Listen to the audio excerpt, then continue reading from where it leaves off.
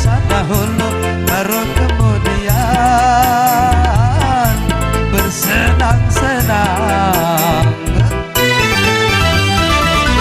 Pahit rasanya empedu, manis rasanya guna. Bekerjalah dahulu, berjuanglah dahulu, baru kemudian berbahagia.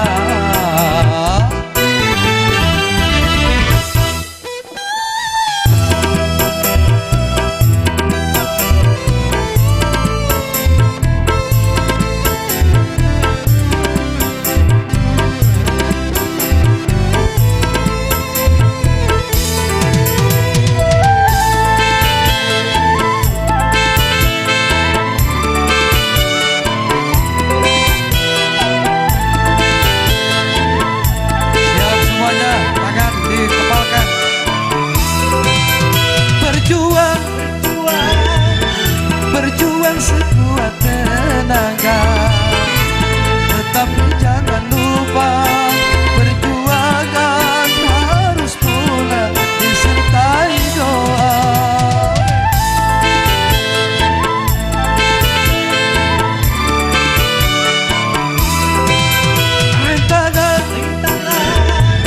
Rentangan tiada, hadapilah semua dengan tabah, bukan dengan kesalahan jiwa.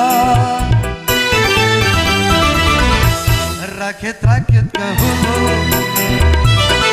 berenang ke tepian. Sakit-sakit dahulu, susah-susah dahulu, baru kemudian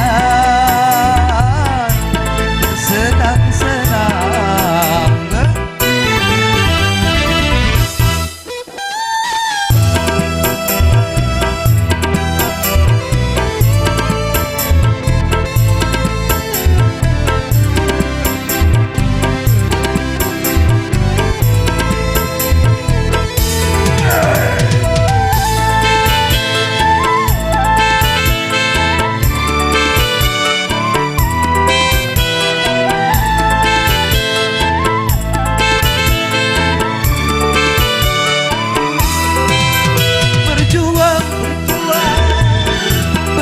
Sekuat tenaga, tetapi jangan lupa perjuangan harus pula disertai doa.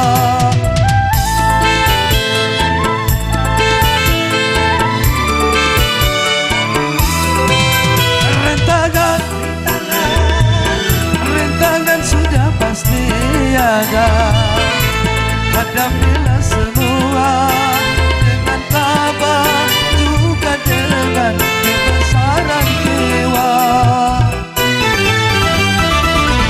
Pahit rasanya empedu, manis rasanya gula.